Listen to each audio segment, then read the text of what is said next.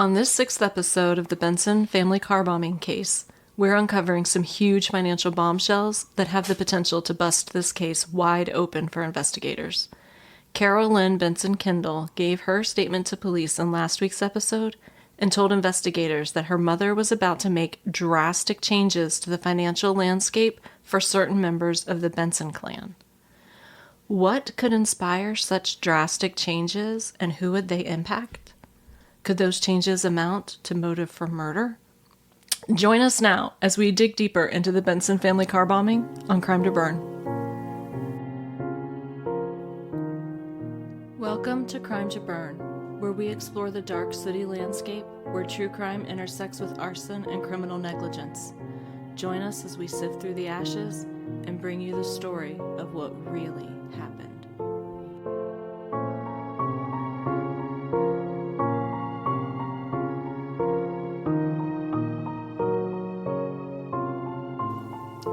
Welcome to Crime to Burn. I'm April, a fire protection engineer and former firefighter. I'm a little teapot, short and stout.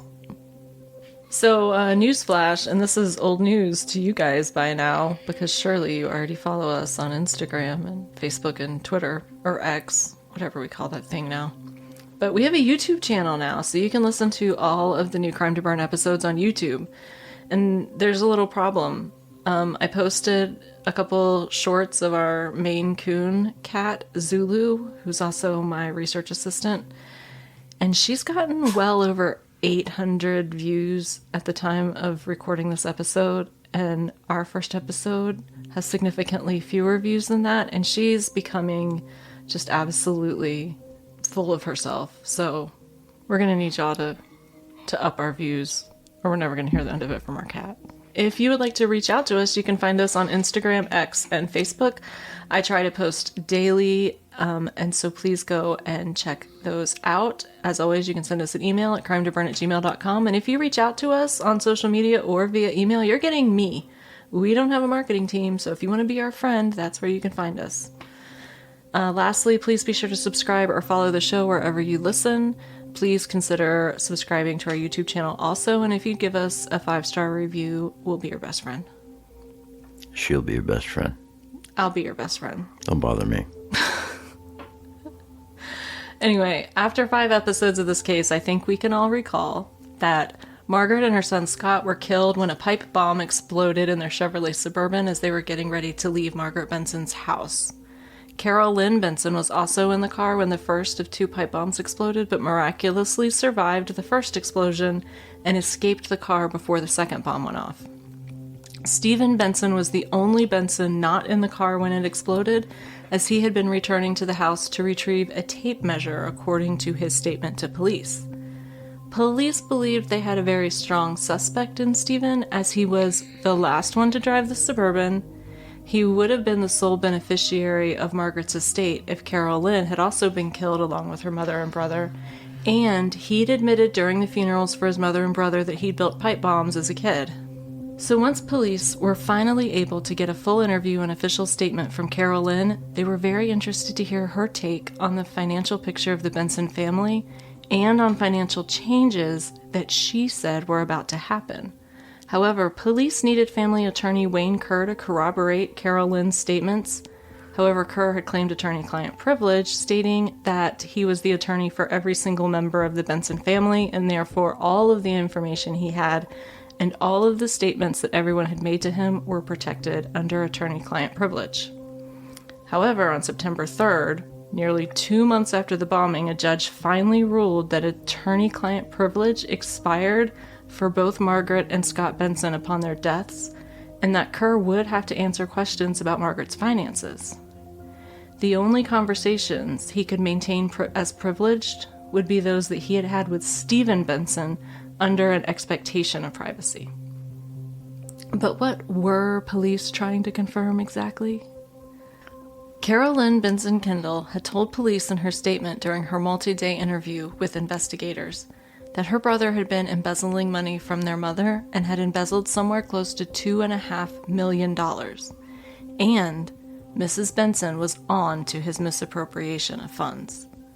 Carol Lynn asserted that Kerr's trip to Florida wasn't just to do Mrs. Benson's taxes. In fact, she said this was actually a cover story, so Stephen wouldn't suspect that Wayne Kerr was actually traveling to Florida on a fact-finding mission to find out if what Mrs. Benson suspected about the businesses and Stephen's use of her money was actually true. And to top it off, Carol Lynn told investigators that not only had her mother and Wayne Kerr discovered that Margaret's suspicions were absolutely true, but that this discovery had occurred on July 8th, the day before the bombing. Furthermore, she told investigators that her mother was not just about to remove Stephen from all the businesses they co-owned, but that she was about to disinherit him.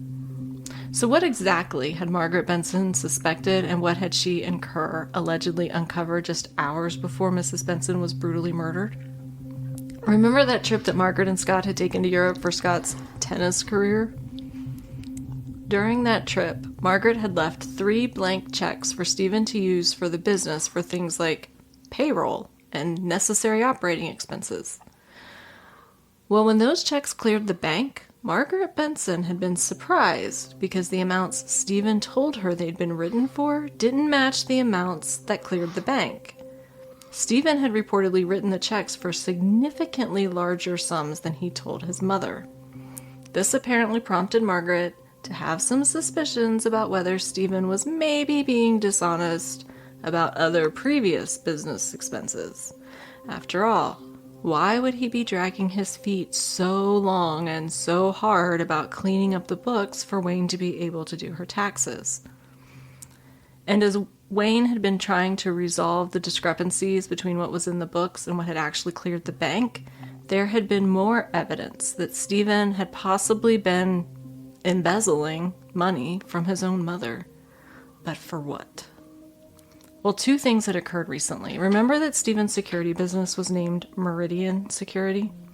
Well, another business had popped up in Fort Myers, where Stephen lived with his wife Debbie, and this business was called Meridian Marketing.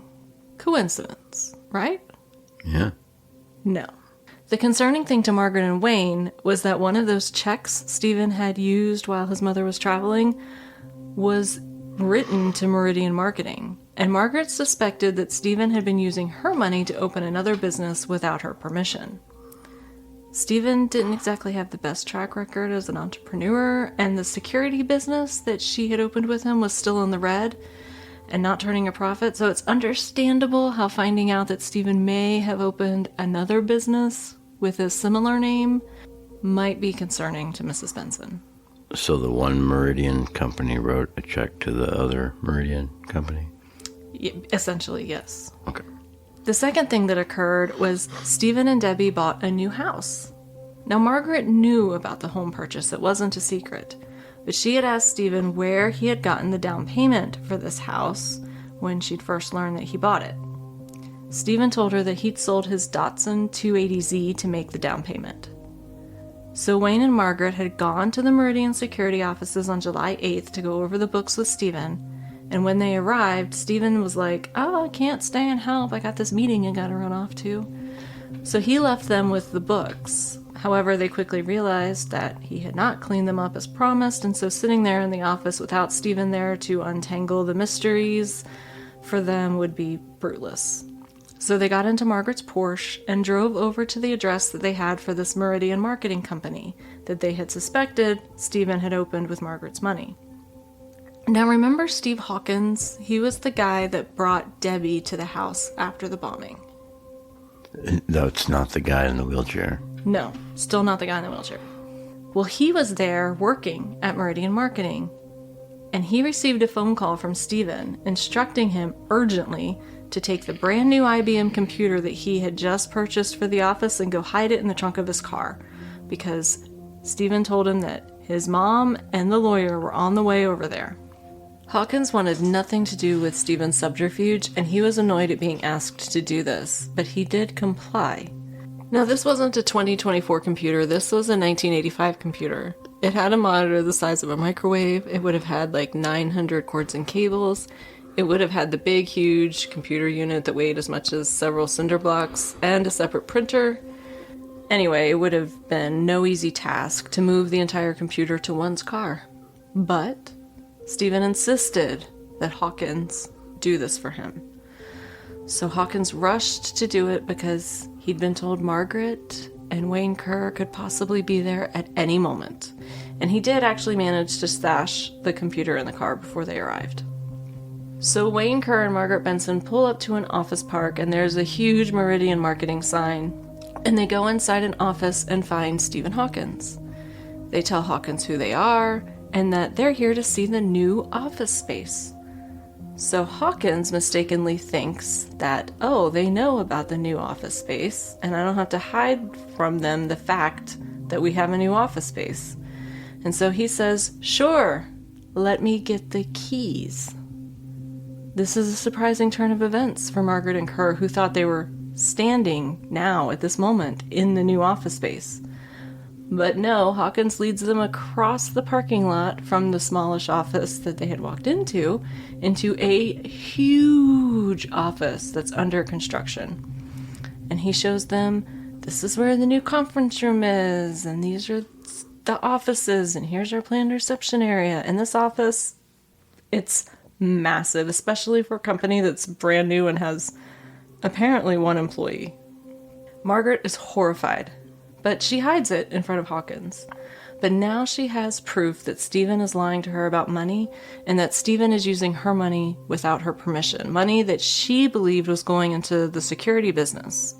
Meanwhile, she also realizes that Stephen's supposed to be running the security business. That's his job.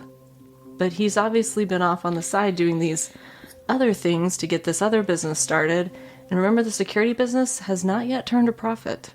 So this is distressing to her on multiple levels, because in addition to not yet turning a profit, There's nobody at the wheel of that thing. there's nobody at the wheel.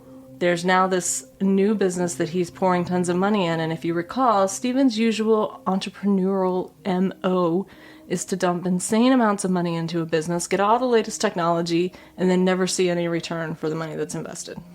According to Carl Lynn, this made Margaret Benson livid. So they leave after their tour of the new office without seeing the brand new computer, and head to where Stephen and his wife had reportedly purchased a brand new house.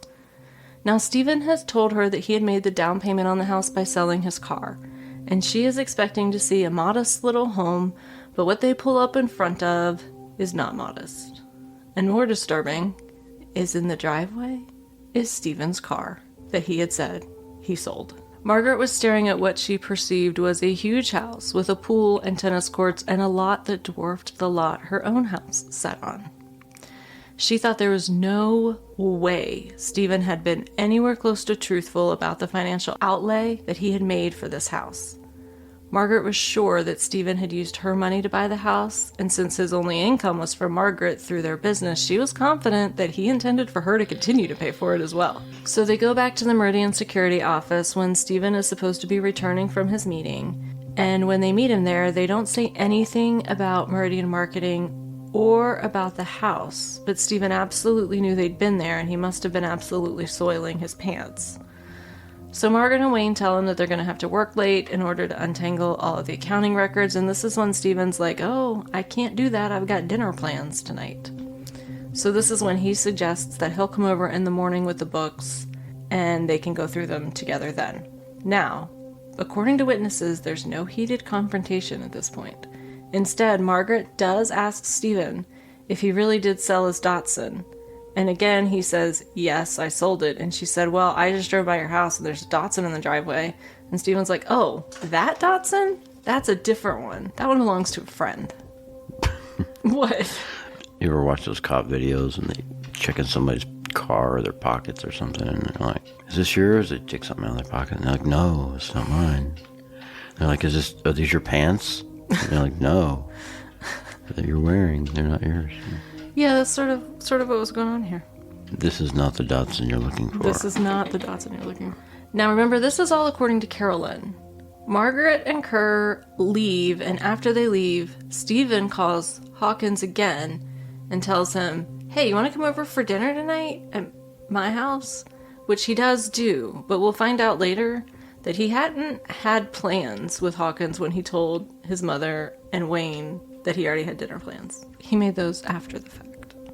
Lies. So Wayne and Mrs. Benson return to Naples, and they go and get Carol Lynn and take her out for her birthday because July 8th was her 41st birthday. Carol Lynn said to investigators that all through dinner, Margaret and Wayne were talking about Margaret's options and that Margaret wanted to cut Stephen out of the will, and she was asking Wayne if she could actually put a lien on the house since he'd obviously bought it with her money. Carol Lynn said that Margaret was considering completely disinheriting Stephen altogether, and that based on what she and Wayne had uncovered, that Stephen had embezzled something to the tune of $2.5 million. Again, this is all per Carol Lynn, and police have not determined yet if Stephen has actually embezzled anything. Carol Lynn also told investigators that in addition to the investigatory mission to determine if Stephen was embezzling money from his mother, Wayne's presence in Florida was to rewrite Mrs. Benson's will, in the event that her suspicions were true. She wanted to write Stephen out of the will in addition to cutting him off. So Carol Lynn said that she'd known about the secret Deloach will that nobody else apparently knew about, and that she had spoken to her mother about it, and her mother had actually told her that she was considering going back to her original will, the one that Wayne Kerr had drawn up for her. So which one is it, Carol? In the same statement to investigators, you say she's drafting a new will to disinherit Stephen, and then you also say she's planning to draft a new will to go back to the will that she'd had that had Wayne Kerr as the executor and trustee. So she's contradicting herself here. Investigators did not call her out on this. So police need to talk to Wayne Kerr, and they're able to do so in August, and their goal is to corroborate Carol Lynn's assertions about Stephen's financial liberties.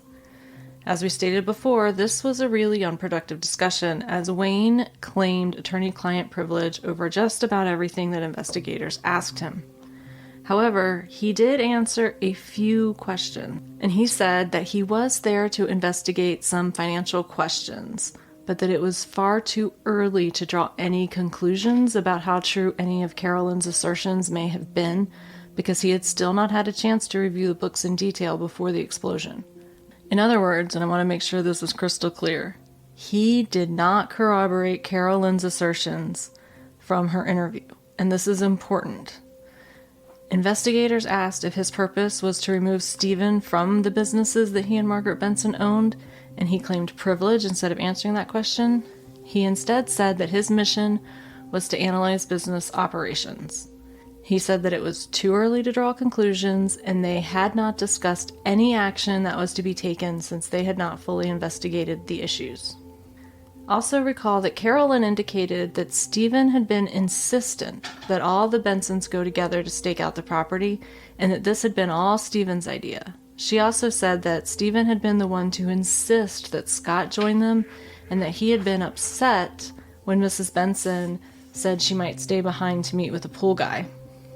So police tried to corroborate these statements through Kerr.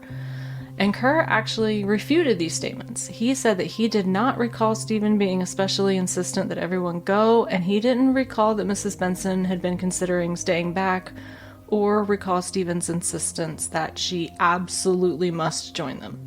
And then there's the issue of the coffee.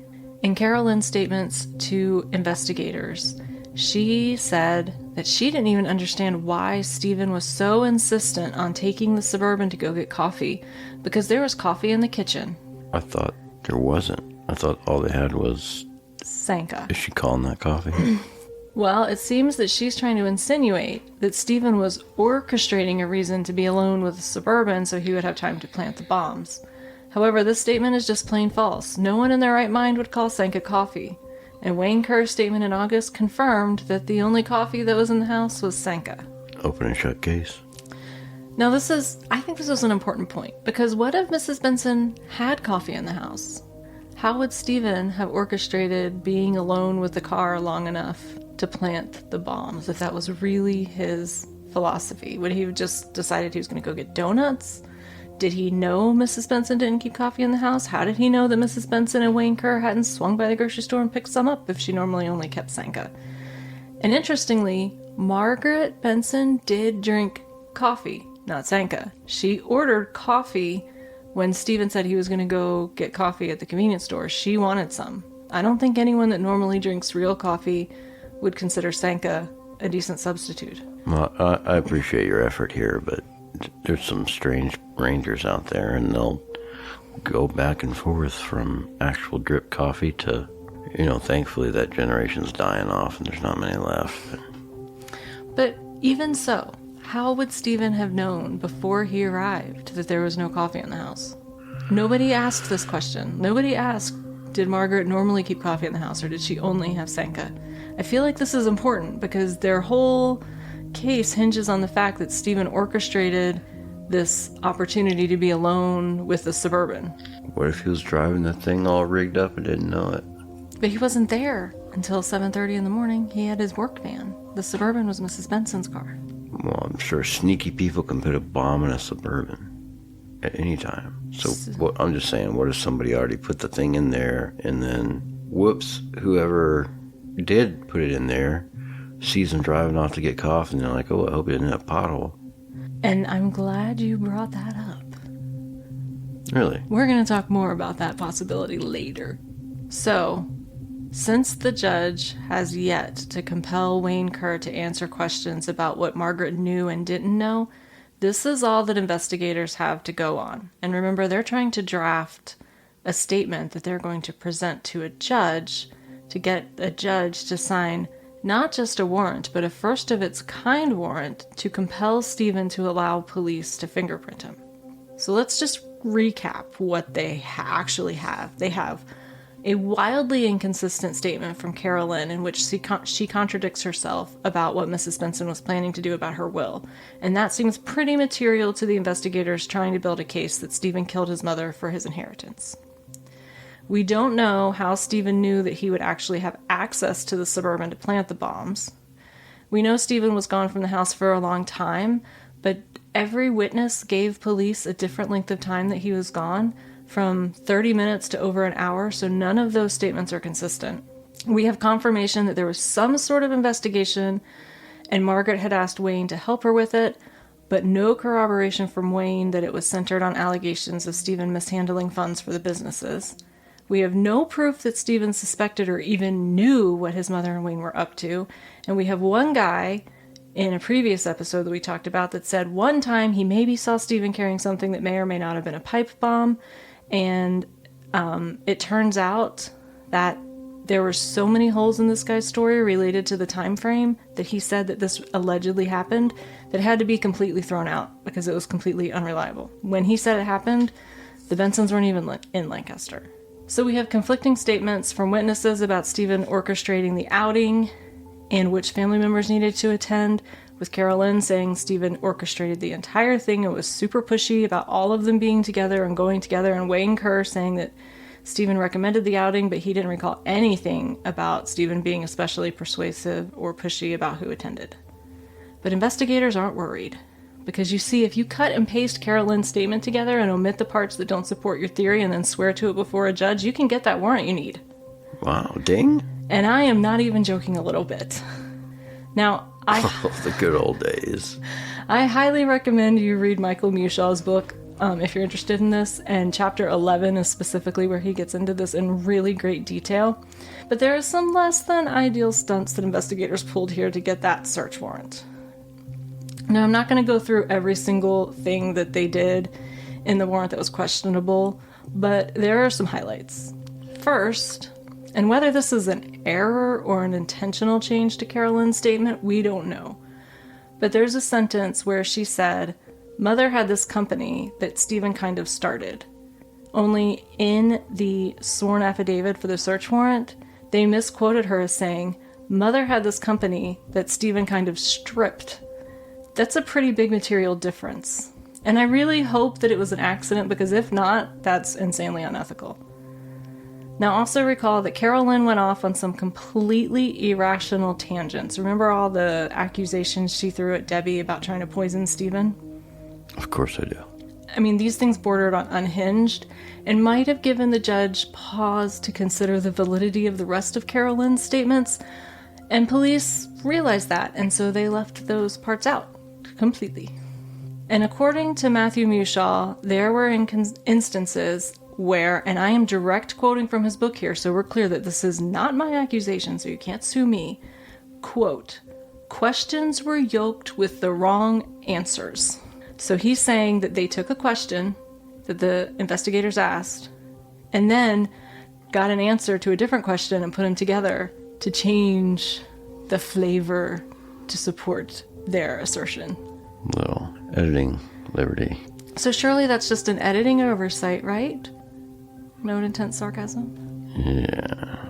And he, Michael Mushaw specifically even says, and again, this is in his book and not my allegation, that quotes were added or omitted, paragraphs were run together, and phrases and sentences were invented willy-nilly. Willy-nilly? In ways that materially altered the meaning. These are not light accusations.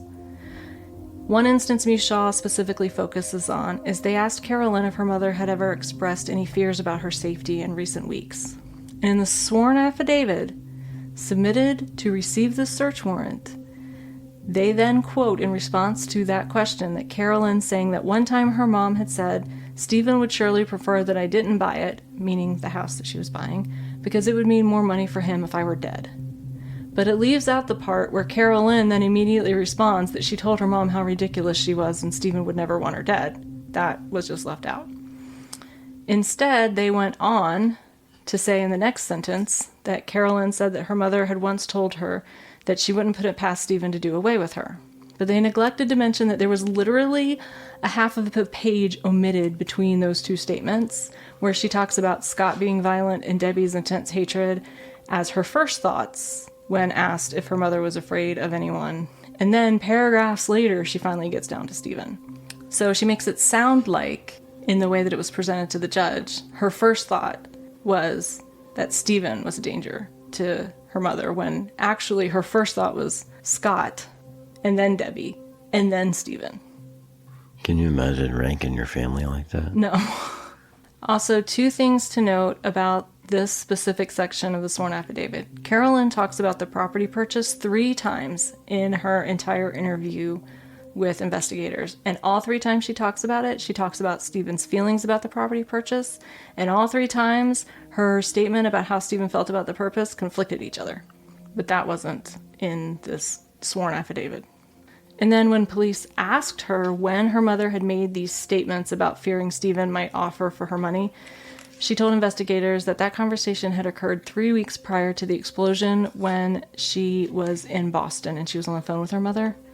But this is completely false, because Carol Lynn and her mother were not in Boston 3 weeks prior to the explosion. They were both in Naples together.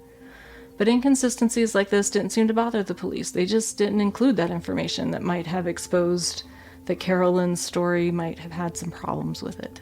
So, to quote one of my favorite movies, I am Jack's complete lack of surprise that a judge took this cobbled together statement that was presented to him as a complete picture and signed that warrant allowing police to pick up Stephen Benson and take his fingerprints and his palm prints.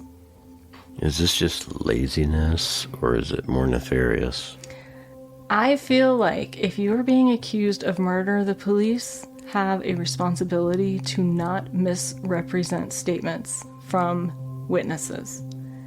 And the fact that Wayne Kerr had directly conflicted some of the statements, like Stephen was embezzling money and Margaret Benson had supposedly found out about it, they couldn't corroborate any of that, that this feels more nefarious to me. I don't know these investigators. I can't say whether or not they were good investigators or they just wanted to close the case. But it feels pretty suspicious.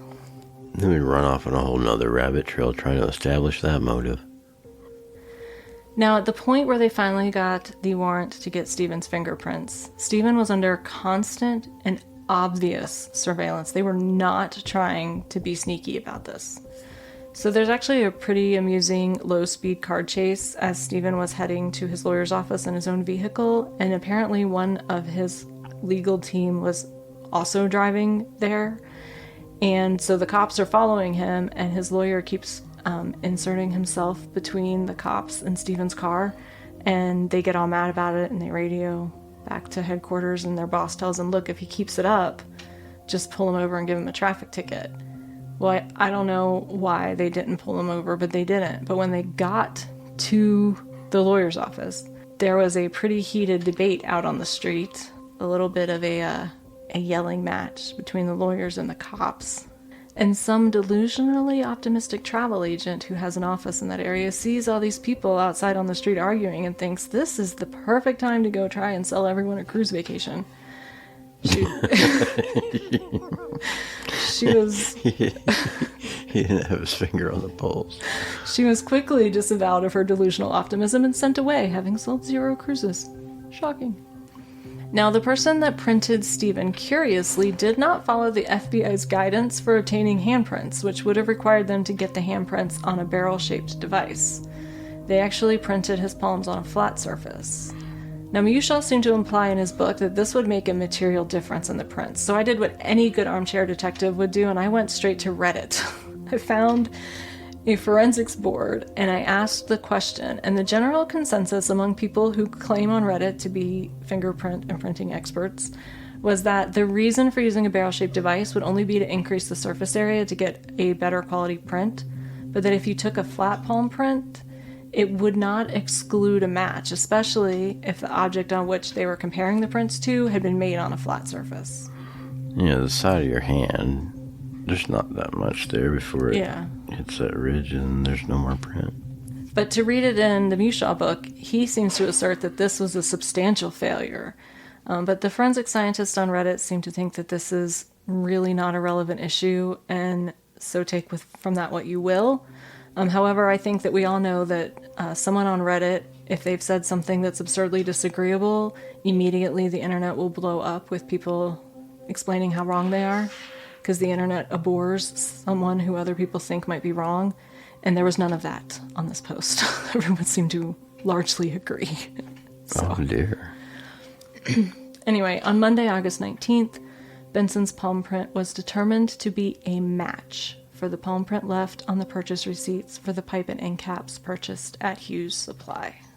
I was also curious how reliable of a match these prints were. One source actually said that the print was a 61-point match, and according to these same forensics gurus that helped me understand the methodology for obtaining the palm print, also basically said this was pretty close to ironclad. The chances that this was not an actual match to Stephen with that many points of similarity would have been smaller than the hair on a gnat's butt.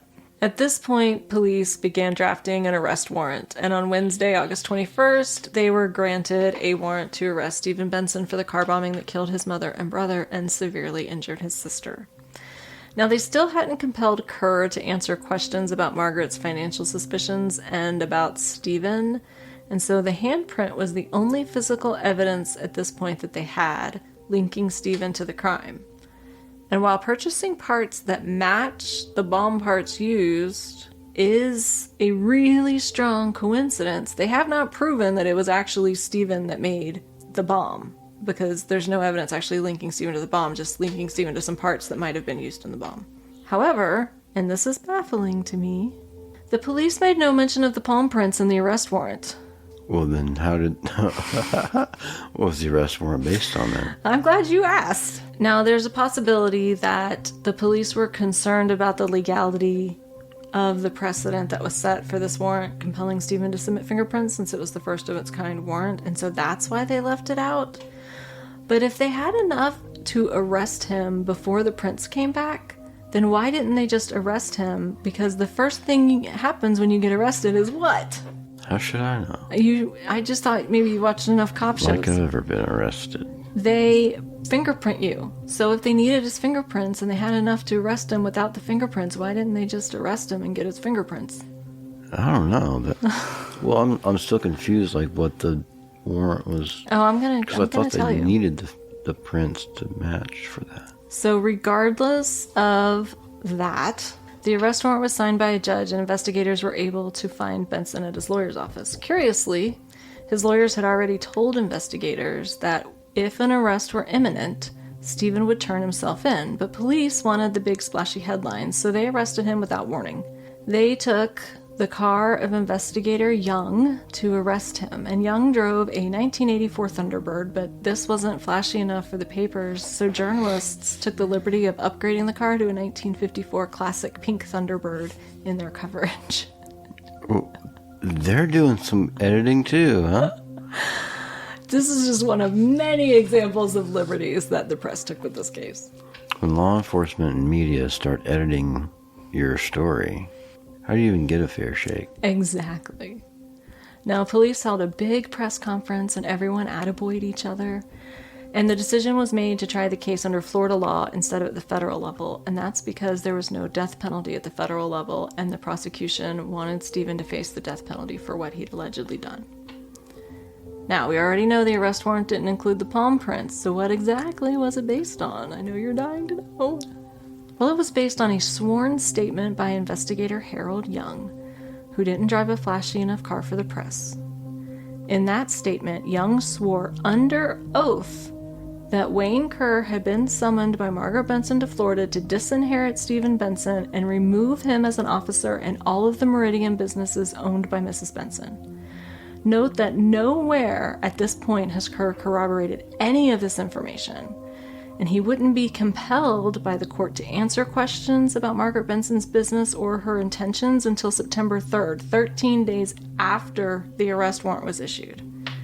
And without the fingerprints included, there was literally no physical evidence tying Stephen to the case at all. At a minimum, this is looking sloppy and maybe a little shady, and at worst, could investigators be handling this in a manner that's unethical?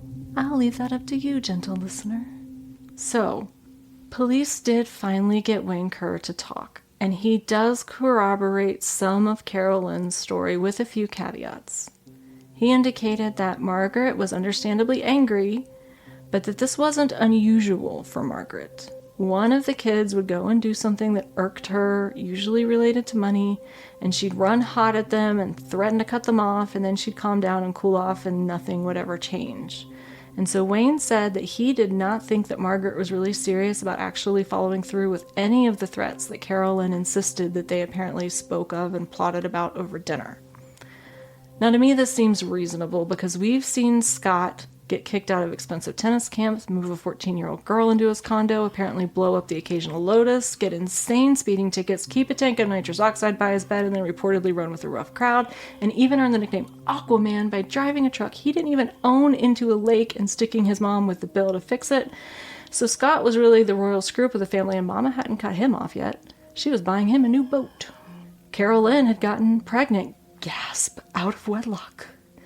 And Mama and Papa Benson had had to adopt her son to keep her reputation intact, and they hadn't cut her off.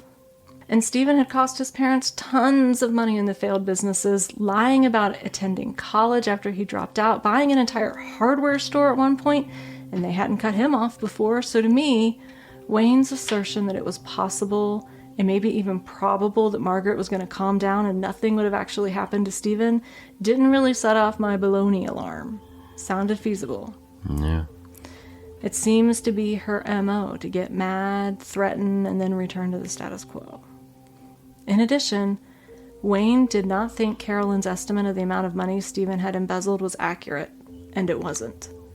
Police would eventually have a forensic accountant parse out every penny of the Benson finances, and the overall actual amount Stephen had embezzled was just shy of $112,000. That's way different than $2 million. That's my next sentence. That's a far cry from Carol Lynn's estimate of $2.5 million. Now, this isn't an insignificant amount of money, but there's a few things to consider here. Giving Carol Lynn the benefit of the doubt. Margaret had just found proof of Stephen's embezzling. She may not have known the amount, or she may have known the amount. And she may be suspecting that she'd only uncovered the tip of the iceberg at this point, and that maybe there was a lot more that she didn't know about. Plus, remember that Wayne had talked to Margaret about the fact that she'd blown through $1.5 million in a year? And that sum was probably absolutely right there in the forefront of her mind and worrying her, and so she was probably really stressed about money, and so she may have been overestimating the damage that she thought Stephen had done to her financially because she's in a state of financial concern. But whether or not Margaret was really mad enough to follow through on any of her threats, we'll never know, because the very next day she was killed. But now let's look at this from Stephen's point of view. His mother and his wife are opposing manipulative factions in his life, and he had promised his wife when she did come back to Florida after taking off with the kids that they would move away from Naples to be further away from Mummy Dearest. And so purchasing this new home was fulfilling this promise to his wife that I'm sure he's probably getting daily pressure to fulfill. And he's had to use Margaret's money to do it. And it's a purchase that he knows his mother wouldn't approve of, but he probably felt like was necessary to keep him from losing his wife and his children. Then I suspect that, and this is 100% speculation on my part, but I wonder if perhaps Stephen opened the Meridian marketing business without Margaret's knowledge because he believed that he could make it successful, because Stephen is nothing if not delusional about his own business acumen. And I think that he may have thought that if he could get this business successful and pay back the money he used to open it before his mother found out, then this might be his ticket to freedom, to owning a business that his mother doesn't own, to getting him out from under his mother's thumb. I don't know that that's the case, but that's where my mind went when I was thinking about where his mind was and why he would try to pull this stunt. That sounds like a plausible story. Whatever the truth behind Stephen's reasons for his actions, it's not hard to imagine that likely he may have felt the walls were closing in on him with the news that Wayne Kerr was returning to Florida to dig into the business finances. And it is feasible that he knew it was all about to be uncovered, and he may have felt like he stood to lose not just his livelihood and potentially get cut off from his mother's purse strings, but he may even be facing losing this house he just bought, and in return losing his wife and children. So it's feasible that Stephen may have been the guy standing there looking up at the proverbial boulder that's about to steamroll him and feeling like he's about to lose everything. And I can absolutely see why police were so sure that it was Stephen, but that doesn't excuse the actions that they reportedly took, according to Michael Mushaw. After all, Stephen is still deserving of due process, and it's on the police to conduct their investigations ethically. However, if Stephen was really in that position and he knew what was coming down the pike, he would have been a man with basically nothing left to lose, right? He was facing losing everything that mattered to him, and I think I've listened to enough true crime podcasts to know that a man that feels like he has nothing left to lose can be a very dangerous man. So let's consider some other things here. Carol Lynn made some statements in that warrant that would later turn out to be not fully accurate. I don't think she intentionally lied or misled police. I think in regard to these facts that she believed that they were true. However, the facts had not been fully investigated at the time, and so there was no way for her or anyone else, for that matter, to know exactly how much money Stephen had embezzled from his mother. In fact, that total would not be known to investigators until after a forensic accountant had combed through all the finances. But the motive that Stephen might have been responsible for the killings to cover up his embezzling of $2.5 million that was listed in the warrant for both his arrest and for the fingerprints, both of those, that was completely untrue information. So if that information turns out to be untrue, and it was the basis for the warrant that was used to collect his fingerprints, should the fingerprints even be admissible in court? The whole thing should be a mistrial. Well, Stephen's lawyer certainly didn't think it should be admissible in court. Now, by the time Stephen's arrested, all the Meridian companies have already gone belly up. Margaret's estate is tied up, having not gone through probate, and he has inherited nothing yet, and he has no assets of his own with which to continue operating the businesses. In fact, Stephen can't afford to hire his own attorney. And by Florida law, if he is found guilty of Margaret's murder under the Slayer law, the estate would be settled as though Stephen preceded Margaret in death, meaning that, per the Deloach will, which had at this point been deemed to be the accurate will, 100% of the assets from Margaret's estate would then go to Carol Lynn as the only survivor. Or would it? That's what Carol Lynn thought would happen. But Carol Lynn was once again wrong. According to Florida's Slayer law, and I'm just going to try to skim the high points here so I don't bore you all to sleep, and I'm not a lawyer, so bear with me. But if Stephen is found guilty of his mother's murder, he cannot profit from her murder, so he can't inherit any of her estate. However, if he is found innocent, then he is allowed to inherit his portion of her estate. If he is found guilty, though, his portion of the estate would pass on to his heirs as though he had died, which would mean that Carol Lynn would not receive that money. Stephen's children would receive that money. In addition, remember Tracy, Scott's 14-year-old girlfriend that he'd moved in when he was only 17? The one that was a little unhinged? Oh. So when Scott was attending tennis camp and his mom bought him a condo, Scott was 17 and Tracy Mullins was 14 and had moved in with him, and they lived together while he lived in, I think it was Fort Lauderdale. Yeah. Okay, well, right around this time, Tracy Mullins shows back up claiming that her daughter is entitled to 1/3 of Margaret's estate as Scott Benson's heir. So to Carol Lynn, this fortune that she's thinking she's going to inherit is shrinking fast. Now, Carol Lynn wasn't working. She was living off a rather modest income that she got from the trust her grandmother left, and all of her other expenses had been paid by her mother. And with her mother gone, Carol Lynn was not in a very good financial place. She had hundreds of thousands of dollars of medical bills, a long ICU stay that was obviously very expensive. She had to have several surgeries, and she was going to need continuing care and therapies for her injuries, and she quickly found herself out of money. So she needed Margaret Benson's estate to be settled now so she could pay her bills. She needed to call that lawyer number. However, they could not settle the estate of Margaret Benson until Stephen's trial, because if Stephen was guilty, then it would change Carol Lynn's inheritance. And if Stephen was innocent, then obviously he would be able to take his portion. So they came up with an agreement. And the agreement was that a portion of Margaret's estate would be distributed to Carol Lynn and to Stephen's children in a trust that could be used by Debbie to support the children. Because remember, Debbie didn't work. She was a stay-home mom. However, Carol Lynn's lawyers insisted that Stephen not be allowed to use any of the money from his mother's estate to aid in his own defense. So the money had to go straight to the children. This allowed Carol Lynn to also receive a distribution so that she could work on paying some of her medical bills, but Stephen had no access to this money. Now, because Stephen had no money, he actually can't afford an attorney, and he asked the courts to declare him indigent so that he could have a public defender. And this was initially granted by the courts, but it absolutely inflamed the media, who portrayed him as a rich playboy and greedy murderer that had now, stuck his assets with other family members, his children, just to get out of having to pay for his own defense and trying to stick the Florida taxpayers with it.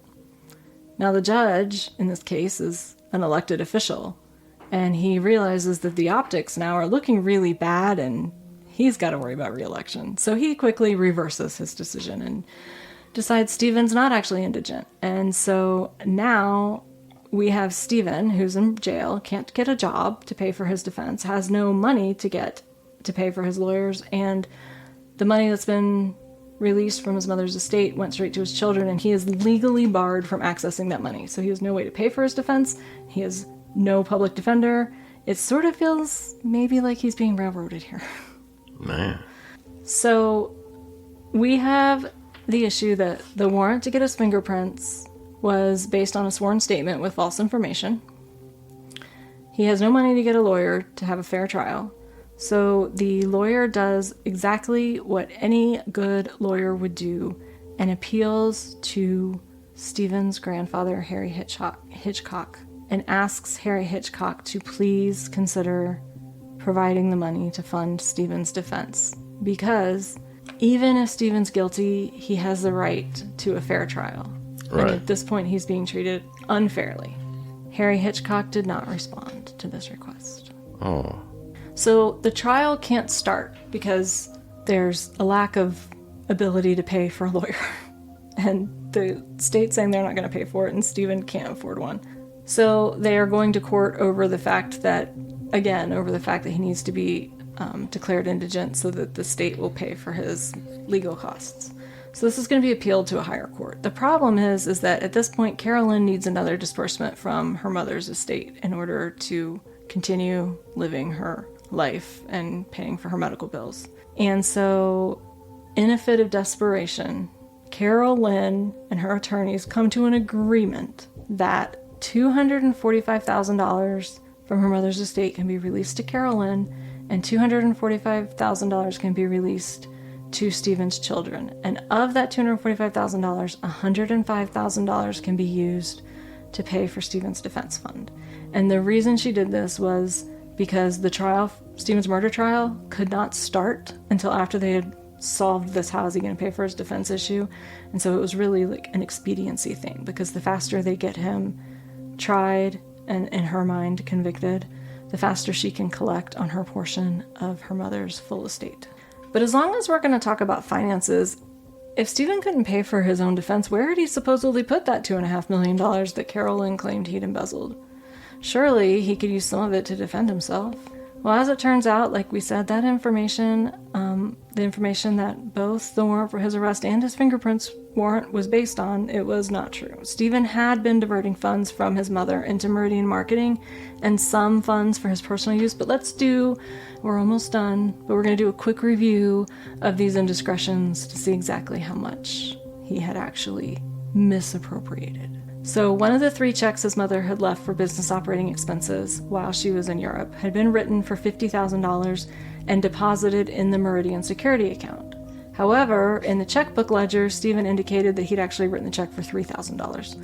So, $47,000 whoops.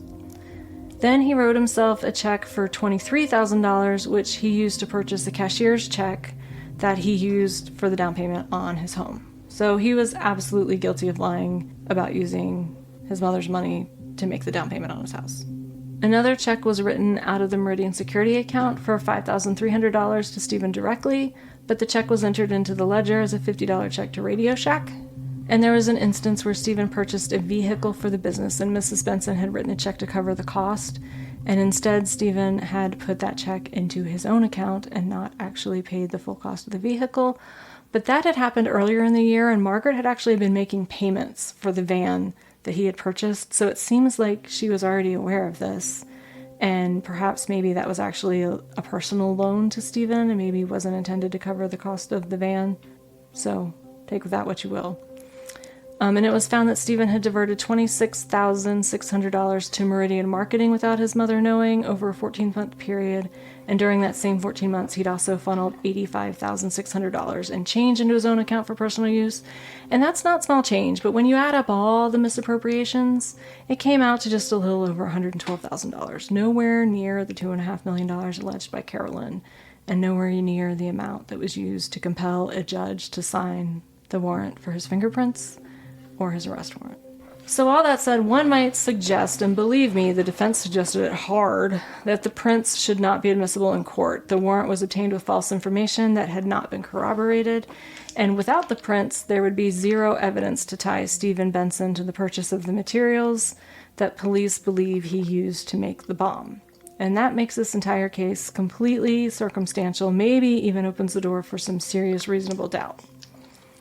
However, a judge didn't feel this was compelling enough to throw out the palm print evidence. The defense lost the pretrial motion to suppress the finger and palm prints, and Stephen Benson was headed to court where his life would be on the line, with witnesses that actually contradict themselves, questionable police work, an investigation that did not thoroughly vet allegations that Scott owed the wrong people money, and with a grand total of $112,000 in misappropriated funds. What else will we find out during the trial? What's the basis for the defense? What curveballs might the prosecution throw at us? Well, we're going to get into that on the next episode. My anticipation is the size of a small beagle. I would expect your anticipation to be like the size of a T-Rex by now. I mean, we've proven that the cops are willing to do whatever it takes to railroad Stephen. I mean, I haven't proven it, but Michael Mushaw supposedly proved it, and I read to you what he said. Did he mention why they would do that? I think that Is that for later or what? I think that they honestly believed that Stephen was guilty, and they were willing to do whatever they had to do to prove it. To prove, in quotation marks, not really proving anything. To make everyone believe that's what happened. And I don't know that they're wrong. If I'm being honest here, and I'm going to poke a lot of holes in the trial, I don't think that Stephen's innocent, but I do think that he did not get a fair trial. Yeah. Alrighty. Well, Alrighty. tired. Yeah. Tune in next week for part 7. And go find us on social media and tell us what you think of the police work in this case. Why do I hear cats crying? Is the cat locked somewhere? I don't know. It made a sound. She's outside. What? Or in my office. What? This episode is brought to you by Cat Anxiety. Don't know where your cat is? You're probably freaking out. I know, my tummy's all aflutter. Was it like a really cool cod piece or something? No, I have never actually priced a cod piece, and I hope I never do. Join us now on Crime to Burn as we dig deeper into the Benson family car bombing on Crime to Burn. Oh wait, it said twice. Redundancy is our specialty. Yep. Join us now on Crime to Burn as we dig deeper into the Benson family car bombing. And was that a question? I wasn't ready for that sentence. You're asking them if they... I am the walrus. The walrus? You're supposed to say cuckoo cuckoo. Oh, sorry, let me try that again. Ready? Go. And I'm Jerry. Cuckoo cuckoo.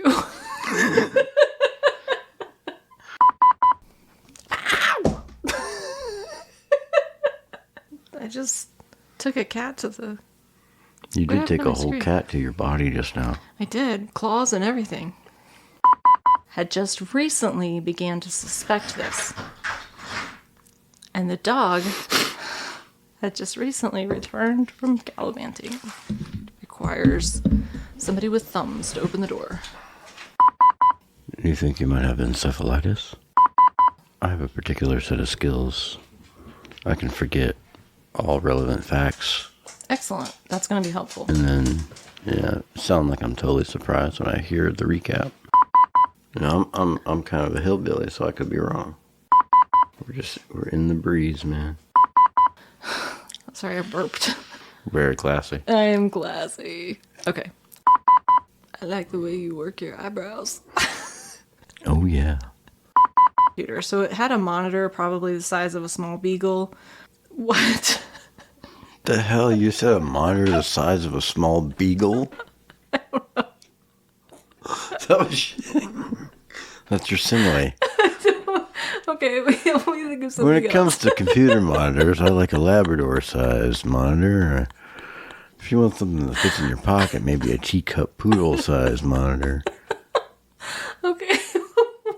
Who the hell does that?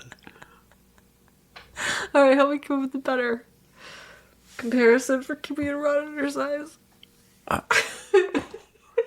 Is a toaster the size of a small beagle? No, a beagle's a pretty large dog. How big is this monitor? Think about 1985 computer monitors. They were like long. Oh, they're like deep, but the monitor itself isn't. The monitor was actually. Oh, I see like, what you're trying to do. The part that you look at was small, but the monitors were heavy. It's like a small beagle.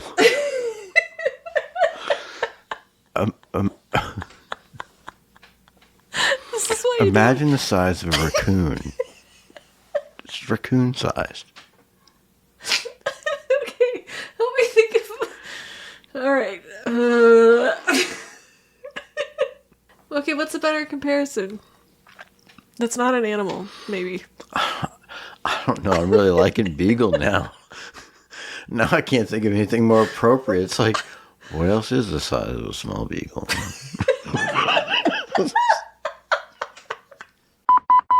Man, that's become a difficult quandary now that They were unruly little big things. Beagles? No, the monitors. Oh. I mean, I guess a beagle might be unruly. I don't know. It depends on who trained it. I don't want to use beagle now. I feel self-conscious about it. But coolers come in multi-sizes. So do beagles. That's why you qualified it as a small beagle, right? Only until he blew into his thumb and inflated himself again. I'm gonna put that in the blooper reel with no reference. just...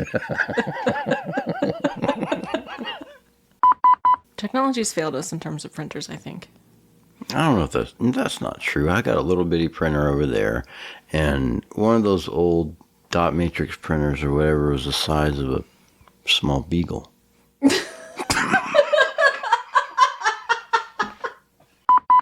Now, this wasn't a 2024 computer. This was a 1985 computer. It had a monitor. Jesus. It was enormous. It was so big. When R2-D2 went to sleep, he dreamed that his unit was that. Wow.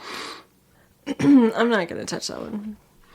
R2-D2 wants you to touch it, though. Stop. R2-D2 says, don't stop. Only when he does it sounds like... Sometimes I get the meat sweats. You couldn't say Nat's ass. I couldn't. Just now. No. I intentionally wrote butt instead of...